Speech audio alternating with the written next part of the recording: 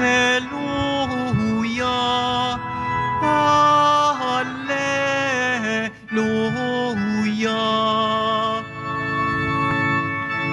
Ang Panginoo'y purihin ng lahat niyang mga anghel na tapat at masunurin. Hallelujah, Hallelujah, Hallelujah, Hallelujah.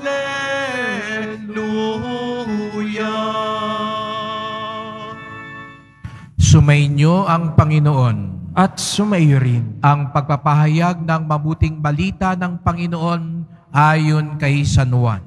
papuri sa iyo, Panginoon.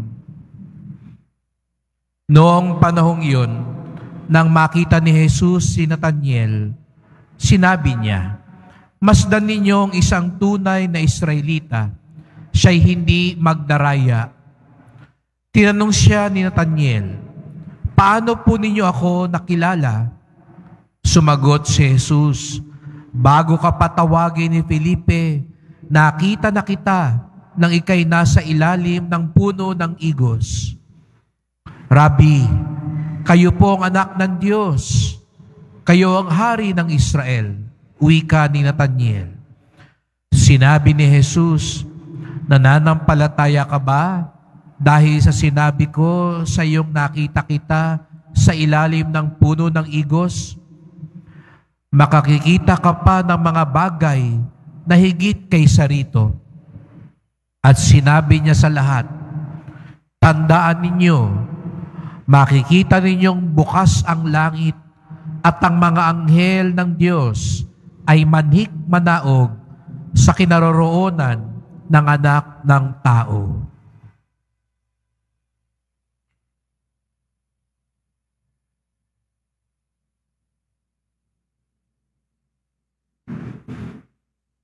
Mga kapatid, ang mabuting balita ng ating kaligtasan. Pinupuri ka namin, Panginoong Jesucristo. Magsiupo muna ang lahat. Magandang umaga po sa inyong lahat at maligayang pagdating sa tahanan ng mahal na pong Jesus Nazareno. Binabati din po natin mga kasama natin online, lalo na po mga may sakit at ang mga nag-aalaga sa may sakit at mga kababayan, mga kadeboto natin mula sa iba't ibang panig ng bansa at daigdig na nais sumama sa pagdiriwang ng banal na misa dito sa ating simbahan sa Quiapo, sa Basilica Minor at pambansang dambana ni Jesus Nazareno. Biyernes na naman, nakita-kita ulit tayo. Tinawag tayo ng mahal na poon upang sama-sama tayo magdiwang at magpugay sa Kanya.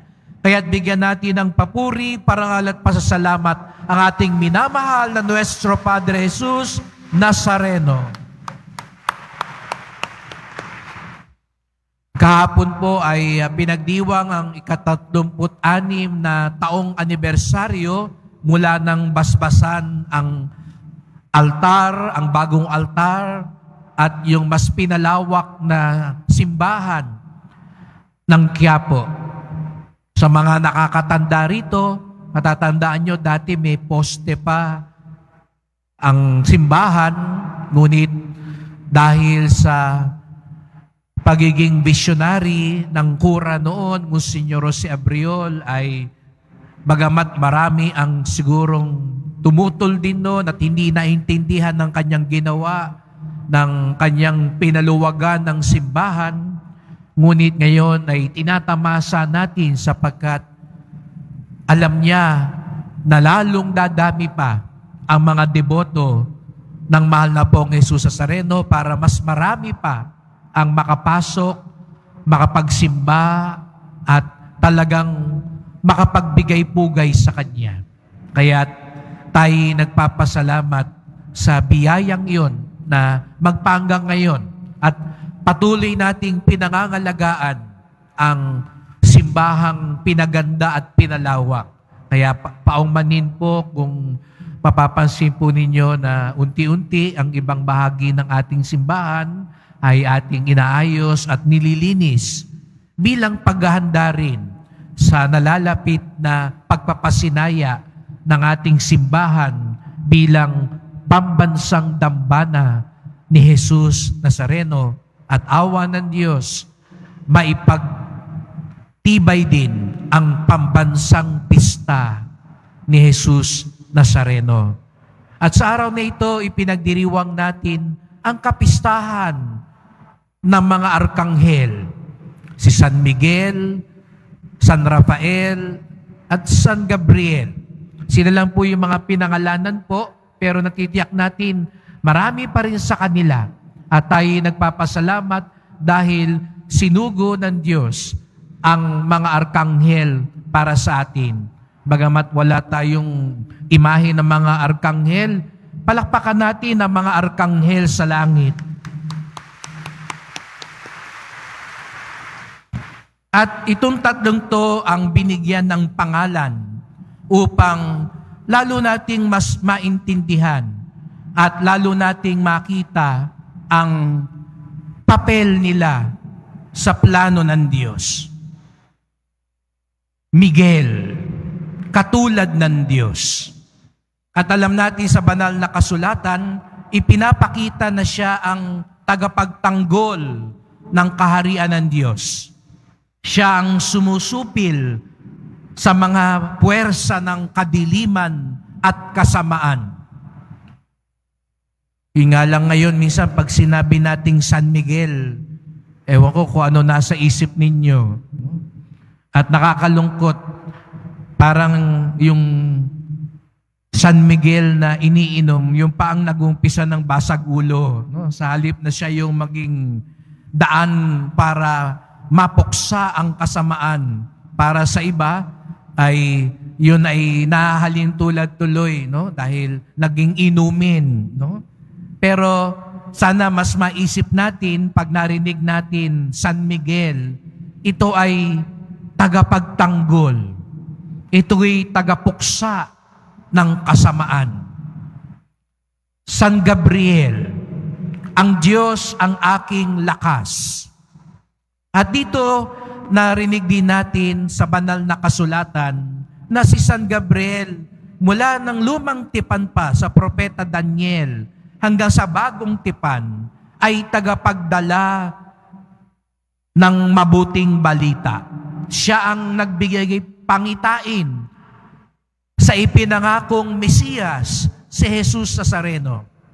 At natatandaan nyo, si Zacarias, ang tatay ni San Juan Bautista, ang pinsan ni Jesus Nazareno, siya rin ang nagbigay pangitain na magbubuntis si Elizabeth. Bagamat matanda na siya, si Elizabeth ay manganganak at ang kanyang anak ang siyang maghahanda sa tagapagligtas. At siyempre, alam natin, si San Gabriel din ang nagbigay ng mabuting balita ng paanyaya sa mahal na Birheng Maria upang tanggapin niya ang kanyang papel bilang ina ng Mesiyas. San Gabriel, ang Diyos ang aking lakas. San Rafael, ang Diyos ang kagalingan. Nakita niyo po ang gaganda ng mga pangalan nila. Miguel, katulad ng Diyos. Gabriel, lakas ng Diyos. Rafael, kagalingan ng Diyos. At si San Rafael ang naging daan upang si Tobias ay makatagpo din ng biyaya ng Diyos, lalo na sa kanyang pagpapagaling. Dahil nga nabulag siya, bagamat siya'y mabuting tao, nung una ay masama ang loob niya dahil parang kamalasan ng kanyang dinanas, ngunit pinadala ng Diyos sa kanya si San Rafael. Tinulungan pa ang kanyang anak na makatagpo ng mapapangasawa. Kaya nga, itong mga arkanghel na ito, marami rin ang dumudulog sa kanila bilang mga pintakasi. Ang mga pulis, ang mga tagapagpatupad ng batas at kaayusan, si San Miguel, ang kanilang patron. Ang mga mensahero, ang mga tagapagbalita, hindi ang mga marites, no? Kasi mga marites, ibang balita ang binibigay nun, no? Pero yung mga nagdudulot ng mabuting balita, tagapagpahayag ng katotohanan, sila ay kay San Gabriel. At ang mga manggagamot, katulad ni San Rafael, na naging tulay din sa paggagamot. Pero alam nyo, sinasabihan ko rin yung iba, lalo na yung mga kabataan. Sabi ko nga sa inyo, si San Rafael ang naging daan para si Tobias at si Sarah ay magkaisang dibdib. Isang magandang love story din po yun sa Biblia. At si San Rafael ang tumulong para magkatagpo yung dalawa. Kaya sinasabi ko rin, si San Rafael bukod kay San Jose, no? Di ba yung mga kababaihan pag nagdadasal, makahanap ng kanilang perfect match, ay si San Jose ang pinagdarasal. Yung mga nagdarasal pa, kung gusto nyo madagdagan pa ang magdasal sa inyo, si San Rafael, isa rin niya sa kanyang kagalingan ayon sa Biblia. Siya ang tumulong para magkita yung dalawa. Yung inaakalang wala ng pag-asa na makahanap pa, si San Rafael ay naging kasangkapan nito. Pero mga kapatid, hindi nyo ba napansin na ang mga tungkuling ito ng mga arkanghel ay pwede rin natin maging tungkulin? Siya nga po pala, nais ko rin kunin ng pagkakataong itong ituro sa bawat isa sa atin. Paalala po, napakahalagang turo po nito. Kailanman, hindi tayo magiging anghel. Kailanman po, kahit na ikaw ang pinakamabait na tao, hindi po tayo magiging anghel. Sapagkat iba po ang mga anghel. Sila po'y nilikha na espiritu, wala silang katawan. Sila'y purong espiritu lamang. Tayo po, bagamat mamamatay tayo at sabi nga natin, yung kaluluwa natin, pero sa takdang panahon, magpapanumbalik tayo sa ating katawan, sa bagong pag-aahari ng Diyos. Kaya iba po ang anghel sa tao. Kaya bagamat magandang sambitin at marinig, minsan narinig natin niya kapag namatay na yung mahal natin sa buhay. Sasabihin mo, hindi bale, may bago ka ng anghel sa langit. Hindi po tayo magiging anghel dahil iba po ang mga anghel. Hindi po tayo tutubuan ng pakpak pag tayo pumunta sa langit. Dahil iba po sila sa atin. Kaya hindi po tama din, hindi ayon sa katuruan natin na sasabihin natin, pag pumunta tayo sa langit, magiging anghel tayo. Kakaiba po sila. No? Kahit yung mga bata, huwag natin sabihin, ay may anghel ka na sa langit. Hindi po. Iba po sila. Ngunit gayon pa man, hindi man tayo maging mga anghel, ang ginawa ng mga anghel ay maaari din nating gampanan. Naalala niyo po ni isang linggo, nung isang Biyernes din, nung sinugo ni Jesus ang kanyang mga alagad, ano yung sinabi ni Jesus sa Sareno sa kanyang mga alagad? Humayo kayo, itaboy ninyo ang mga masasamang espiritu, pagalingin nyo ang mga may sakit, ipahayag ninyo ang mabuting balita. Napansin niyo yung 3 atas ni Jesus sa mga alagad? Labanan ang masama, maging daan sa paghihilom, ipahayag ang mabuting balita. Hindi ho ba ito rin yung ginawa ng tatlo? Si San Miguel, tagapagtanggol, itinaboy ang masama. Si San Rafael na nagpagaling, naging daan sa paghihilom at lunas. At si San Gabriel, ang siyang nagpakalat, nagpahayag ng mabuting balita. Kaya, wag na tayong malungkot kung di tayo magkakapakpak. Hindi natin kailangan ng pakpak para mapunta sa langit. Dahil ang tunay na kagalingan ng mga anghel ay ginampanan din nila ang kanilang atas at tungkulin. At ang mabuting balita, hindi tayo nalalayo sa kanila sa pagganap ng atas na iyan. Katulad ni San Miguel, ipagtanggol natin ang mabuti. Huwag tayong tatahi-tahimik lang pag nakikita natin yung masama. Alam nyo, kaya namamayagpag ang masama dahil tahimik ang mga mabubuti. Bakit mas maingay ang mga tsismosa? Dahil tahimik ang magsasabi ng totoo. Katulad ni San Miguel, magkaroon tayo ng lakas ng loob. Pakita natin kay Jesus sa Nazareno, yun ang tunay na macho. Hindi yung sisiga-siga. Hindi yung naninindak ng ibang tao. Ang tunay daw na matapang. Ang tunay na makisig. Ang kayang lumaban sa masama. At lalo't higit, panindigan ang katotohanan at kabutihan.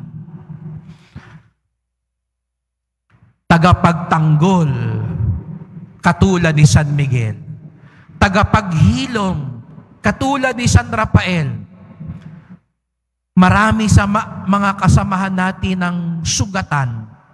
Siguro hindi sa katawan, kundi sa kaluluwa. Sugatan dahil sa kasalanan. Tulungan natin sila. Ayain nyo dito sa Quiapo. Sabihin nyo, samahan kita sa Quiapo. Mangumpisal ka. Magbalik loob ka sa mahal na pong Jesus Nazareno.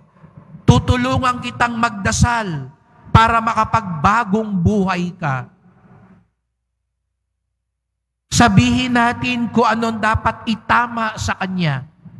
Siguro ngayon, may kaibigan ka, kamag-anak ka, na alam mo, nalululong sa masamang bisyo, nasa isang hindi magandang relasyon, hindi maayos, hindi mabuti ang ginagawa. Maging tagapaghilom ka, daan para sa kanyang kaligtasan. Siguro may kakilala kayo ngayon, magkaaway. Ikaw ang maging daan para maghilom, magkasundo. Pag nagkaganon, katulad ka rin ni San Rafael, tagapaghilom. San Gabriel, tagapagpahayag. Marami ang nalilito ngayon dahil hindi na nila alam kung ano ang totoo. Hindi na nila alam kung anong mabuti. Ang mga bata, minsan hindi natin sila masisi. Akala natin, mga pasaway, mga palalo, pero natutuklasan natin, kaya pala nila nagagawa, hindi naman nila alam na yun ay masama. Dahil wala nang nagtuturo sa kanila kung anong tama at mali. Minsan nakala natin walang galang, pero lumaki na sila ng hindi tinuturuan ng mabuting asal. Yung ang opo, minsan hindi nila alam. Kaya katulad ni Gabriel, maging tagapagpahayag tayo. Huwag lang tayong manahimik. Huwag tayong magwalang kibo. Huwag tayong, hindi ko pakialam yan. Hindi ko naman buhay yan. Katulad ng mga arkanghel, magampanan natin ang mga atas na ito sapagkat ang mga ganitong uri ang nasa kaharian ni Jesus Nazareno. Tagapagtanggol, tagapaghilom, tagapagpahayag. At tulungan tayo ng mga arkanghel. Sila ngayon nasa trono ni Jesus Nazareno. Nagdiriwang kasama siya. At sana dumating ang araw, makasama nila tayo, nagdiriwang kung papaano tuwing Biyernes, lalo na sabik tayong makita si Jesus Nazareno. Pagdating ng panahon, magpakailanman, kasama ng mga arkanghel, kasama natin si Jesus Nazareno. Kaya sa pagpapatuloy ng misang ito, magdasal po tayo. Mahal na pong Jesus Nazareno, narito po kami sapagkat nais naming makasama ka tuwina at inaantay namin ang panahon na kami maging bahagi ng iyong kaharian kasama ng mga arkanghel at mga banal sa langit. Habang kami nandito sa lupa, tulungan nawa kami ng mga arkanghel, magampanan din namin ang atas mo sa iyong mga alagad, ang maging tagapagtanggol laban sa mga masasama, ang maging tagapaghilom laban sa mga karamdaman at sugat ng kalooban, at ang maging tagapagpahayag ng mabuting balita at kalooban ng Diyos.